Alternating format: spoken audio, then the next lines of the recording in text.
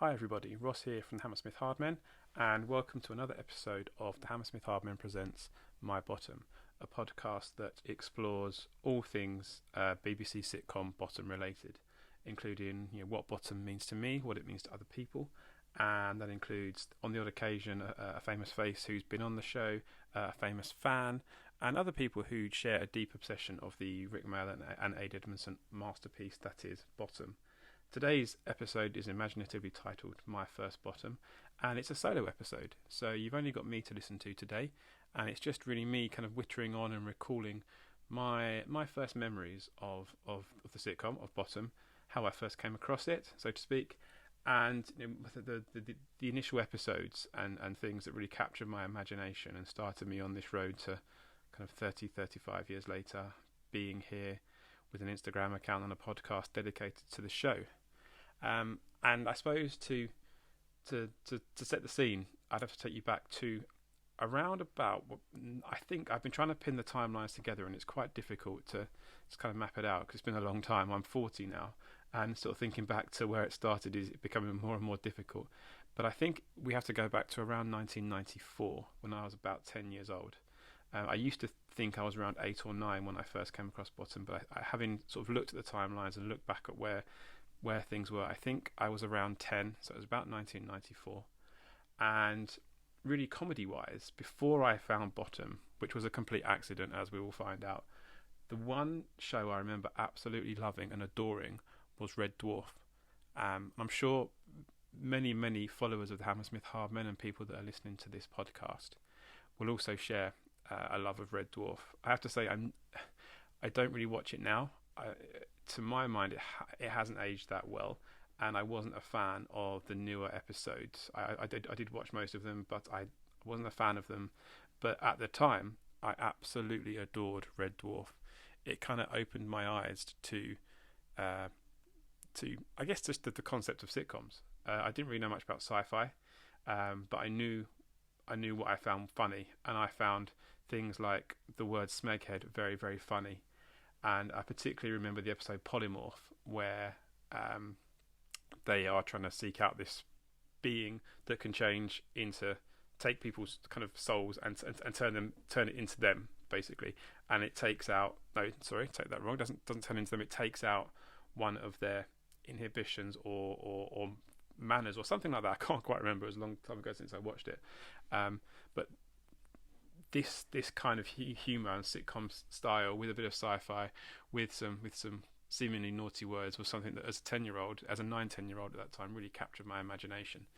And also at this point, being the age that I was, I had no real concept of television shows having a series or numbers of episodes or like a timeline. It started at this point. There was 6 series and there was 6 episodes per series. None of that meant anything to me. All I knew that was on a Friday night, I'd get home from having swimming lessons on a Friday night. I'd have my tea, which was usually cheese on toast. I don't know why I can recall that or why you need to know it, but there it is. And when it came to 9 o'clock, I was allowed to sit in front of the television in the living room, pop my blank VCR in, VHS in the VCR player, and wait for 9 o'clock to come around where I'd hit record. And I would record whatever episode of Red Dwarf was showing. This became something that would happen on most Friday nights, except for when the snooker was on. The snooker, for some reason, would completely wipe everything from the normal television viewing. No, I don't feel like watching Red Dwarf tonight, the snooker's on. But that would be my routine. And so I'm happily kind of watching Red Dwarf on a Friday night at 9 p.m, recording it, and then watching those episodes back. And something that always sticks in my mind, and I think I talked about this with Lucy from Rick Mayall's Scrapbook on the last pod episode. One of the things that really sticks out from Friday night BBC Two comedy was the little kind of BBC Two trailers that would start just before the episode. And I always remember the one, it would always be the number 2 doing something, the actual figure of a number 2 doing something. And the one that always sticks out in my mind is where it kind of crawls along the ground and then stops and does a little backflip the amount of times I've got that recorded on my various VHSs where I've recorded stuff off the TV, and whenever I see that, it pops up from time to time on kind of these retro nostalgic Instagram accounts, and also on some of the videos on Rick Mail's Scrapbook website, YouTube. Whenever I see that, it really does throw me back to being in the mid-90s recording stuff off the TV. So I'm digressing a bit here. So yeah, I'm watching Red Dwarf on a Friday night religiously. And again, like I said, I've got no concept of there being series or numbers of episodes. I just think whatever's on TV is always on at that time. I didn't go looking through TV guides and things like that at this point. And then one evening, I'm sitting waiting for Red Dwarf to start, ready to hit record. And they say, and tonight, 9 p.m, here is Bottom. And I sit there thinking, what on earth is Bottom? And I remember the opening credits starting. And I was all ready to turn it off. As soon as they said Bottom, I was like, okay, Red Dwarf's not on. Great. It's finished. I'm never going to see that again. I'm not interested in this. But as soon as the opening credits start and the opening theme tune starts, that tune just kind of hooked me in. It got my attention. And I sat and watched the whole episode. And this is going to sound ridiculous. For my first episode of Bottom, I don't actually remember what episode it was. I remember the opening theme tunes. I think it may have been Culture, because I remember being drawn in by some physical violence, some cartoonish physical violence that we discussed on the last episode with Lucy from Rick Mail's Scrapbook. I remember there being a lot of violence going on that really hooked me in, and a lot of wordplay, a lot of really good wordplay, and me just kind of being taken in by various words and various acts of violence that I thought, I quite like this. I like this. I'm going to sit and watch this. And then I thought no more of it until I didn't seek out any more information about it. I just left it. That was an interesting thing. I'll probably watch it again next Friday. But that next Friday, I went swimming. I used to go have swimming lessons with my cousin. And I remember saying to him, "Oh, James, I watched this brilliant thing last night, last Friday when I was waiting for Red Dwarf, called Bottom." And my cousin is about 5 years older than me. And he just turned to me and said, "Are you joking? You've never heard of Bottom?" And my reaction was, well, I have now, but he was already a massive fan of Bottom, and it turns out that he had everything to date on VHS. So that would be Series 1, Series 2, Series 3 hadn't started yet. So what I was watching a rerun of Series 2 at this point, because Series 2 would have been on already, and Series 3 started in around 1995. So I think we were getting a rerun of Series 2 on a Friday night in around 1994. And it turns out James had VHSs of Series 1, 2, and I think of the first 2 live shows. And we used to drop him off back home before we went back to mine for the evening. And he said, "When you drop me off, I'm going to grab you a VHS for you to watch so you can watch some more Bottom." And he lent me the VHS, the very first VHS of... No, tell a lie, it was the second VHS of the 2. So it was the second half of Series 1. So the 3 episodes on that VHS were Apocalypse, Bottoms Up, and Accident. So those were the 3 episodes. So these were going to be my...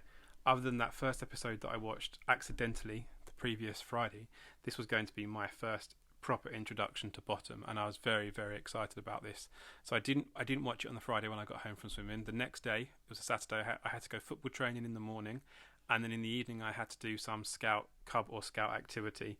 Then on the Sunday I then had to play a football match, followed by probably homework and things like that. So I had a weekend to try and fit these 3 episodes of Bottom in, and again I was allowed to have some TV VHS time. We had one TV. No, we had 2 TVs actually. We had one TV with the VHS attached to it, so I had to have some time with this TV to be able to watch the VHS. And I remember sitting and watching this from start to finish, I think over those 2 days, starting on the Saturday with Apocalypse, which I just think is a really good entry level episode to Bottom if you've never seen it before, because I think it gives you a really good idea of the 2 characters and kind of Richie and Eddie's own characters, but also the dynamics of their relationship. I think it's interesting to see that back and forth. You obviously get that in most of the episodes, but I felt this is a really good kind of intro into the 2. And some of the things that just really stick out in my mind about the episode Apocalypse is when Richie's on the phone trying to get hold of Auntie Olga, and he's trying to do the reverse charges calls and things like that, while Eddie is scattering the bills about the place to make sure that when she comes, she can see how poor they are. And then he picks up the bill for Barbarella's fitness studio, to which Richie replies, "Nothing to do with me." And then out of nowhere, Eddie just says, "Leotard." And I don't think I've ever laughed so hard at just a random word like that, because I just wasn't expecting him to say leotard. There's nothing particularly funny about the word leotard generally, but just the way he out of nowhere says it at the time just completely cracked me up. And now I always think about hearing it whenever I watch the episode. I always think about hearing it for the first time, and it takes me back to those first 5-10 minutes of the episode Apocalypse. So that's my first real memory of an episode of Bottom is Eddie's exclamation of the word leotard. And then obviously as we go through the episode, there's some real sort of classic moments and some classic people as well. One of the really good things about this episode is some of the cameos and the guests they have on the show. So the first person we meet in the fair, the fun fair, is the shooting gallery stallholder Mark Arden, who of course was with Rick and Aid in The Young Ones. So there's already Bottom's a couple of episodes in, nearly 3 episodes in, and you're already starting to see where it's overlapping with other comedies, other alternative comedies. That scene that Helen and I discussed in the first episode of this podcast. You're starting to see those people already creep in, and it continues throughout that episode and in later episodes, as we'll discuss today and in other podcasts. So Mark Arden first appears, and of course he gets shot in the eye by Eddie, where he says, "Excuse me, mate," and he turns around and shoots him in the eye. And of course they then go to hide in the tent, and who's there but Liz Smith, who plays the fortune teller wonderfully well. And as a 10-year-old, I recognise Liz Smith from numerous other things. I feel like the royal family would have been on at some point by this time, and I would recognise her from there, and probably many other things as well. Obviously, Liz Smith was a stalwart of British television and was in so many things, so she would have been a very familiar face to me. And like I say, her the way she plays the fortune teller is spectacular. And again, some of the lines like "Tell me more, old bag," and "I think the old crone's got something," really kind of stands out. And so we move on through the episode, and then we get to the hospital A&E area, and of course that's where we're introduced to Helen Lederer playing a Bottom character for the first time as the A&E nurse, who has this wonderful exchange with Richie while he's trying to make out that he's got an appointment, but he hasn't. And Helen plays that wonderfully well. I feel like her other appearance as Lady Natasha tends to be the one that most people remember her for, and I think she's wonderful in that episode. But I think the role she plays as nurse in Apocalypse, she does brilliantly well. And also something I didn't want to mention to Helen on the podcast, and I don't know if she's listening to this, but if she is, apologies if this is a bit embarrassing, Helen. But I'm pretty sure that Helen playing the nurse in that episode was my first crush as a 10-year-old. So there's always that as well.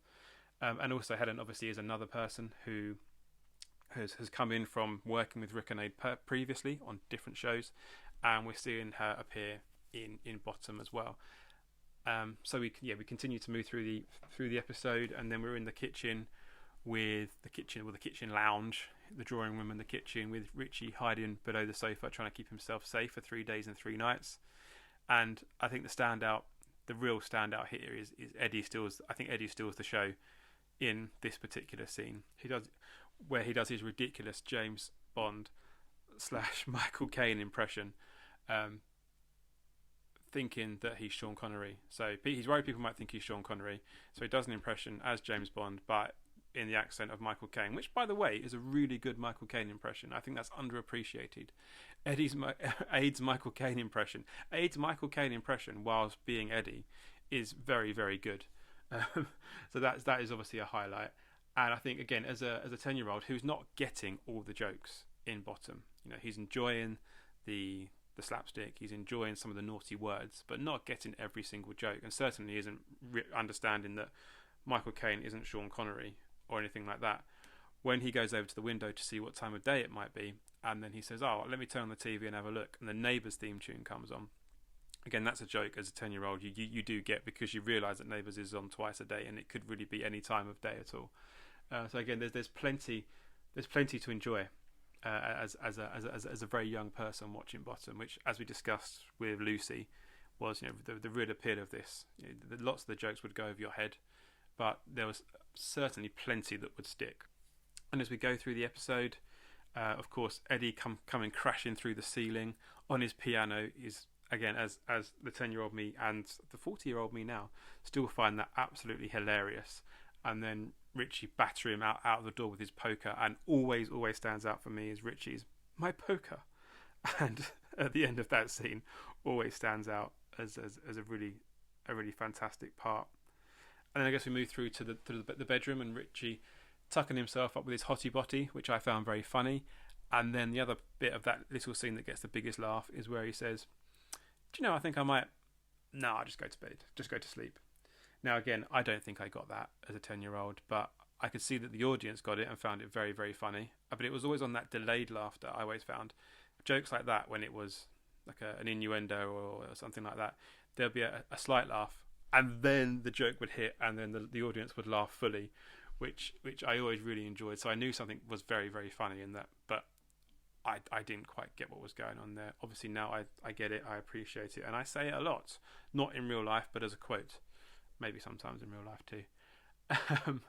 And I've just realised, as I've been thinking about this podcast and thinking about the episodes, I don't think I've ever done a clip of the scene from when Eddie appears as Death.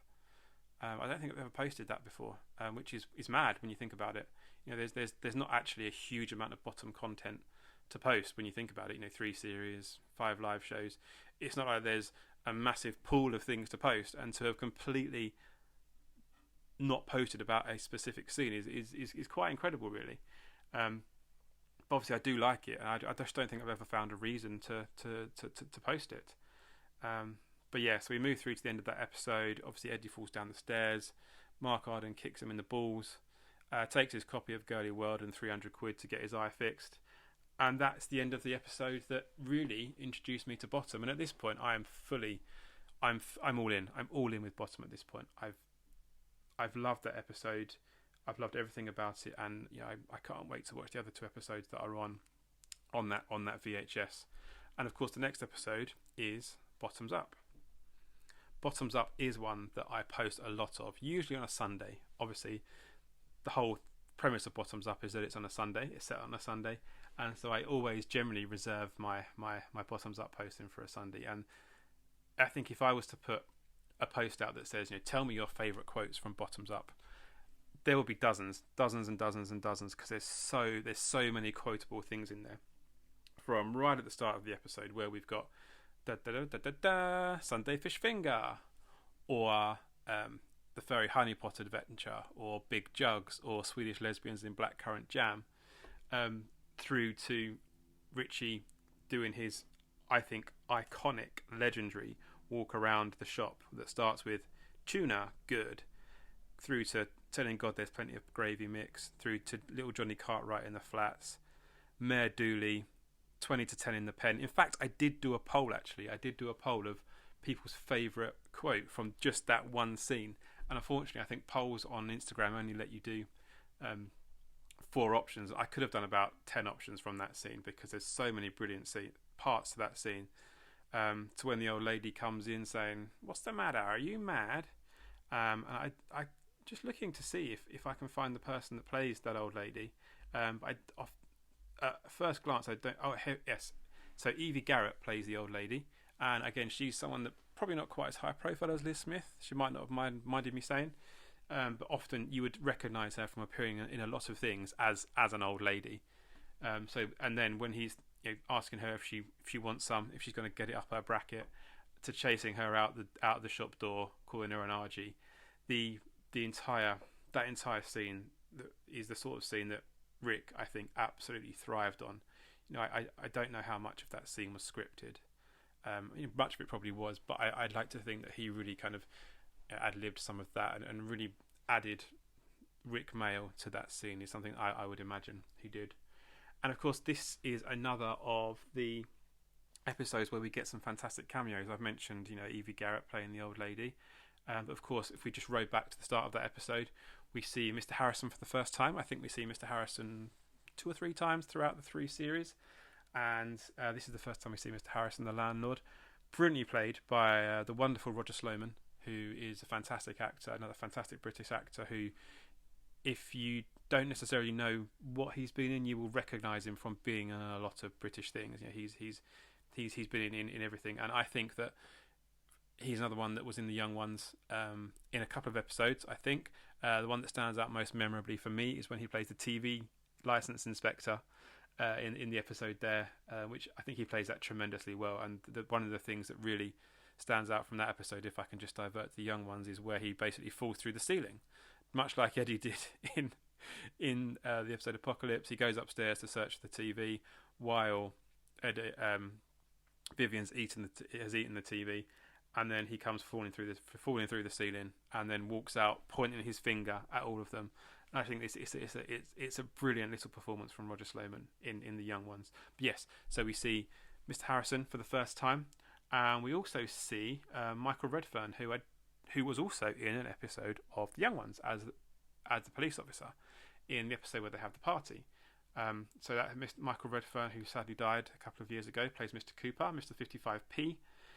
So again, we're seeing more of those people that were in The Young Ones and in other comedies, other alternative comedies as well. But with Rick and Aid and others, are starting to appear in Bottom, and again, they're familiar faces. And as someone who's a bit younger and isn't necessarily familiar with everything that's going on, comedy-wise, jokes-wise, the more things you see that are familiar, the easier it is to access. And again, Bottoms Up is one of those that is a really accessible episode. And one of the things I've always found interesting about Bottoms Up is obviously it's set on a Sunday, and I feel like as the episode progresses, it kind of encapsulates the Sunday. And I appreciate by saying it encapsulates a Sunday. I'm sounding a bit like Alan Partridge here, so apologies for that. It's not my intention. But as the episode goes on, everything just starts to get a bit bleak, a bit darker. The weather starts to get a bit darker to the point where at the end of the episode it started to rain. They're stuck on top of the shop, and they've got no way of getting down. To me, it just kind of feels like how a Sunday progresses. It starts off great, everyone's happy. It's very, very funny. There's lots of funny things, fun things happening. But as we get to the end of it, it's quite dark, quite dull, and that kind of fear for Monday is starting to set in. And that seems to be reflected in the episode Bottoms Up. I don't think it was intentional. It's just an observation of mine. So that's the second episode of the VHS that I borrowed off of my cousin. And then obviously the third episode, which would have been the final episode of the first series of Bottom. And this series really goes out on a high. Just to say, I'll probably do more of a in-depth series episode review as we go along with this podcast. But just in this instance, I think Bottom Accident is the perfect way to kind of finish series 1 of Bottom. It's one of the best episodes. Whenever I do the Bottom watch party, watch along things, I always invite people to nominate an episode to watch, and this always gets loads and loads and loads of nominations, and always goes to the poll that I do with the top 4 or 5, as we've established, the top 4 episodes. It's never quite made it. I don't think it's ever quite made it to be the one that we watch. So at some point we end up watching it, but it is always a very highly nominated episode, Accident. And of course it's the one which is associated with birthdays. So whenever a follower mentions to me that it's their birthday, I'll always send them a quote from the opening scene of Richie going through his cards, whether it's all the lads on the Ark Royal, Terry Hardacre, Sue Carpenter, all those different cards. And of course the scene, and I've been chatting with this with someone recently, where Richie is asking for his present, and he goes, ha ha ha ha ha, happy birthday to me, and then Eddie gives him the comb, and it's a comb, it's my comb that I lost last week. And then Richie just turns, and into a flush of extreme anger, just says, look, this isn't some kind of joke, this is my birthday. And obviously I'm doing the actions as I'm saying this, and it's probably you can't see that, but maybe I'll share the video if it comes out all right of me recording this. But it is just, again, it is one of those standout iconic bits of Bottom, of Richie just articulating in such an angry way that it's his birthday and how important it is. It really is. It's an iconic moment. And as it moves through to obviously the red hot tip exchange, which is hands down one of my most favourite episodes, scenes in Bottom. When from the moment Richie reads the bit of paper that says Madam Swish 3:30, and we get the ooh and then Eddie's telling him that she'll come first, all right, and he'll either come first, second, or third. He's got to get down to Kempton. Everyone will be watching, and all the while, Richie's getting more and more confused and scared because the misunderstanding is just becoming more and more absurd, to the point where Richie realizes that it's a horse. Madam Swish is a horse, and it all comes out. Suddenly, it's become clear that Madam Swish is a horse. We all knew that, but Richie didn't, and it culminates in probably one of the iconic lines of "I have given you a red hot tip." To which Richie responds, "I know, and there's nothing I can do about it now, is there?" Which to me, again, that is a joke that I did get. I did get that joke as a 10-year-old. That one landed, and so that was probably the start of me starting to get those innuendos and those double entendres. One of the standout parts to Bottom Accident is, of course, the introduction of the legendary Spud Gunn and Dave Hedgehog. Brilliantly played by Stephen O'Donnell, who plays Spud Gunn, and of course Christopher Ryan, who plays Dave Hedgehog. Again, Christopher Ryan, another of those actors who has been in many, many things that you'll recognise him from. One of the things, other than the young ones, that Christopher Ryan wonderfully played Mike in, iconically played Mike in. One of my memories, other than Bottom and the young ones, of watching Christopher Ryan in something is in an episode of Mr. Bean, where he has to do, I think it's like jiu-jitsu or something, and Mr. Bean ends up taking Chris Ryan's trousers, and obviously they're way too short, because I'm sure Chris won't mind me saying that he's a short fellow, and Rowan Atkinson is quite a tall fellow, so if they get their trousers mixed up, it's going to be very, very obvious. And Mr. Bean follows him to the toilets, to the point where the scene ends with Mr. Bean actually pulling Christopher Ryan's character back into the toilet cubicle. And I think the absolute terror that Christopher Ryan manages to portray in that scene is absolutely fantastic. I think it's one of the finest bits of acting I've seen. The terror that he gets across whilst being pulled under the cubicle, unknowingly, but that it's Mr. Bean just trying to get his trousers back. But the terror that he portrays is wonderful. So yes, the episode Accident is where we are introduced to Spud Gunn and Dave Hedgehog for the first time, and it's a really good introduction to the two, to the point where Richie says, "So why are you called Spud Gunn?" And Spud Gunn says, "Give me a potato and I'll show you," which is funny. And then he turns to Dave Hedgehog and says, "So why do they call you Hedgehog?" And you know what's coming. Everyone knows what's coming here. But Dave Hedgehog just says, "Give me a hedgehog and I'll show you." And it's the most predictable of lines, but it's just so funny. Because you know it's coming, but you know he's going to say it, but it's just incredibly funny. And I've always wondered, what they were going to do with the potato and the hedgehog to mean them they're getting called Spud Gunn and Dave Hedgehog.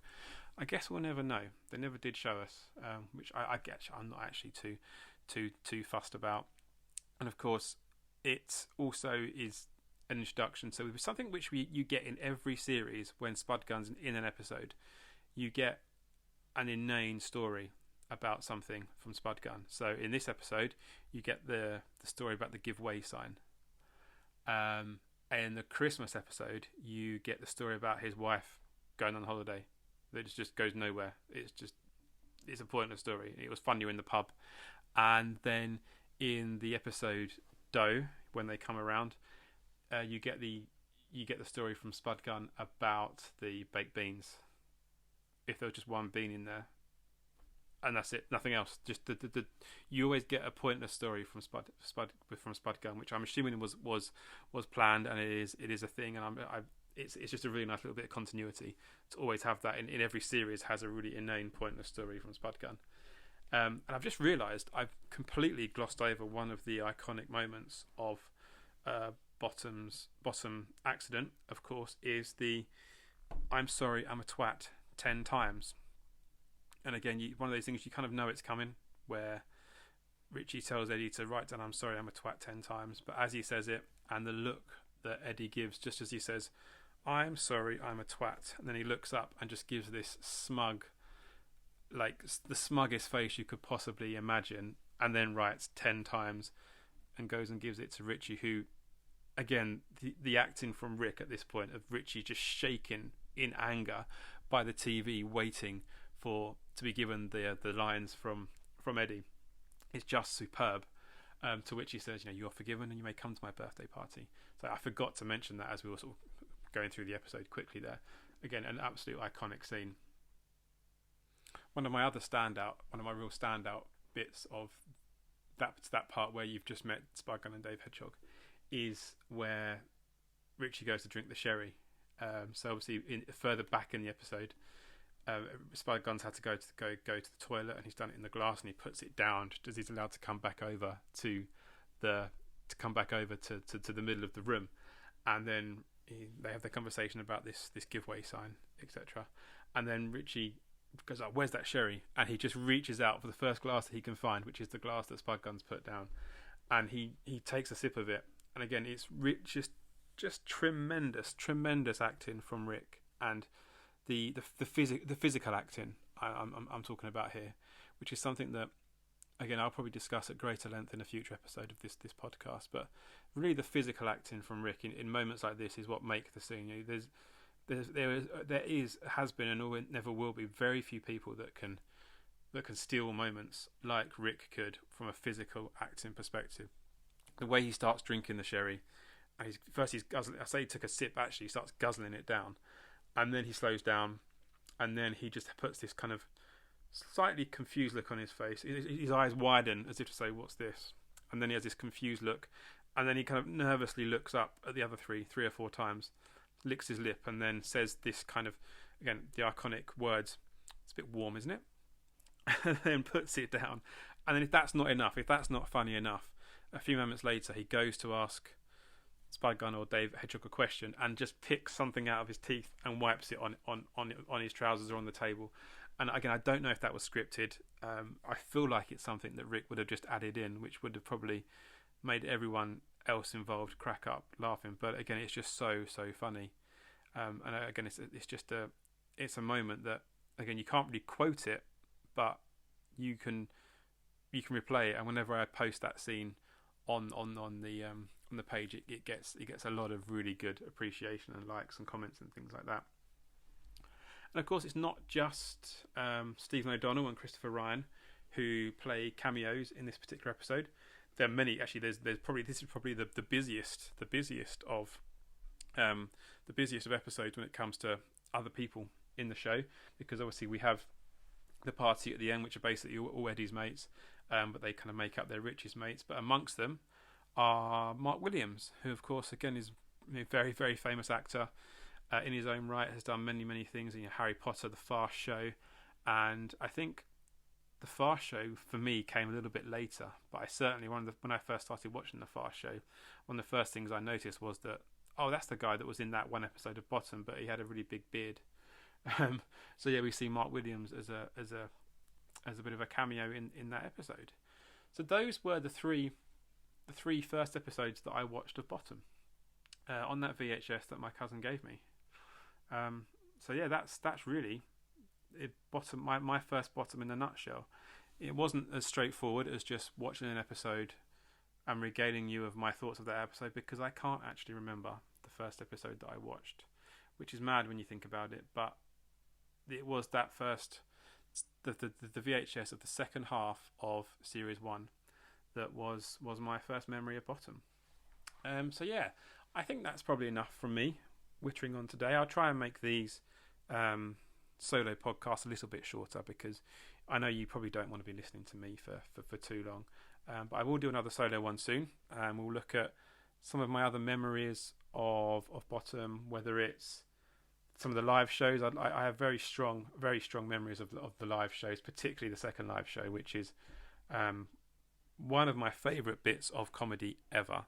And it's something which, bearing in mind it's a couple of hours long, I think I can recite the entire thing from start to finish. I've watched it that many times. I couldn't retell how many times I've watched the second live show, but it's got to be thousands. So I'd probably like to do a bit of a chat about that, and I'd also, there's lots of other things I would like to just talk about myself when it comes to bottom. But for now, I'll say goodbye. Thank you for joining me for this third episode of the Hammersmith Hardmen presents My Bottom and my first bottom. I hope you've enjoyed it. Leave some feedback, subscribe, do all those things that you do with podcasts. And really, this is just a good opportunity to say a thank you as well, because this idea of getting into podcasts is something that I'd never really planned to do. But the way the Instagram page has grown and the followers have just kept on coming, I felt like when there's that many people who love bottom and want to kind of talk about bottom and quote it and share their own experiences of this sitcom, it felt like the right thing to do is to let's create something which talks in more depth about the show and gives people something to listen to, and hopefully kind of stir up some memories, make you think back to when your first bottom was. I think once this goes out, I will do some posts that relate to that, and I'll try and get some of your own experiences of watching bottom for the first time. So yeah, thank you for those who have tuned into the previous 2 episodes. I hope you get through to the end of this one, and if you have got through to the end of it and you're hearing this, thank you. And hopefully this is the last in the first 3. I've got 3 initial episodes, and then I've got some more people lined up to record within the near future, so you should get some more episodes very, very soon. But yeah, in this instance, thanks very much for listening, and I'll see you all again soon. Cheers, bye.